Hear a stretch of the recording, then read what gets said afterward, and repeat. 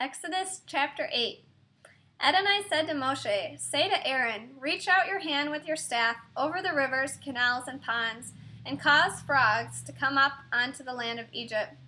Aaron put out his hand over the waters of Egypt, and the frogs came up and covered the land of Egypt.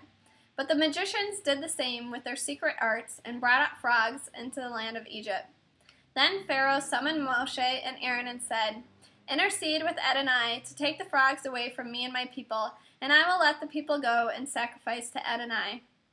Moshe said to Pharaoh, "Not only that, but you can have the honor of naming the time when I will pray for you, your servants, and your people to be rid of the frogs, both yourselves and your homes, and that they stay only in the river."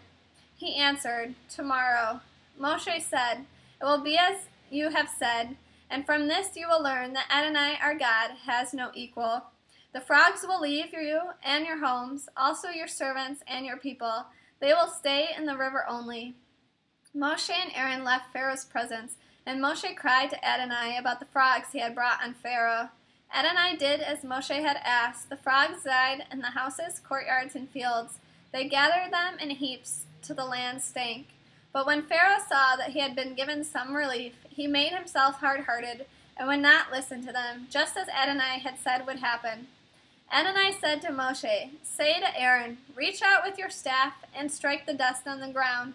It will become lice throughout all the land of Egypt." They did it. Aaron reached out his hand and with his staff and struck the dust of the ground, and there were lice on people and animals. All the dust on the ground became lice throughout the whole land of Egypt. The magicians tried with their secret arts to produce lice, but they couldn't. There were lice on people and animals. Then the magicians said to Pharaoh, "This is the finger of God." But Pharaoh was made hard-hearted, so that he didn't listen to them, just as Adonai had said would happen. Adonai said to Moshe, "Get up early in the morning, stand before Pharaoh when he goes out to the water, and say to him, 'Here's what Adonai says. Let my people go so that they can worship me. Otherwise, if you won't let my people go, I will send swarms of insects on you, your servants, and your people, and into your houses. The houses of the Egyptians will be full of swarms of insects, and likewise the ground they stand on. But I will set apart the land of Goshen, where my people live. No swarms of insects will be there, so that you can realize that I am Adonai right here in the land. Yes, I will distinguish between my people. Terrible swarms of insects went into Pharaoh's palace and into all his servants' houses.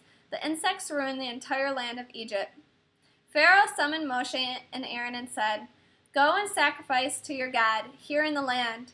But Moshe replied, "It would be inappropriate for us to do that, because the animal we sacrifice to Adonai our God is an abomination to the Egyptians. Won't the Egyptians stone us to death if before their very eyes we sacrifice what they consider an abomination? No, we will go 3 days' journey into the desert and sacrifice to Adonai our God, as he has ordered us to do." Pharaoh said, "I will let you go, so that you can sacrifice to Adonai your God in the desert. Only you are not to go very far away. Intercede on my behalf." Moshe said, "All right, I am going away from you, and I will intercede with Adonai, so that tomorrow the swarms of insects will leave Pharaoh, his servants, and his people. Just make sure that Pharaoh stops playing games with the people by preventing them from going and sacrificing to Adonai." Moshe left Pharaoh and interceded with Adonai, and Adonai did what Moshe had asked. He removed the swarms of insects from Pharaoh, his servants, and his people. Not one remained.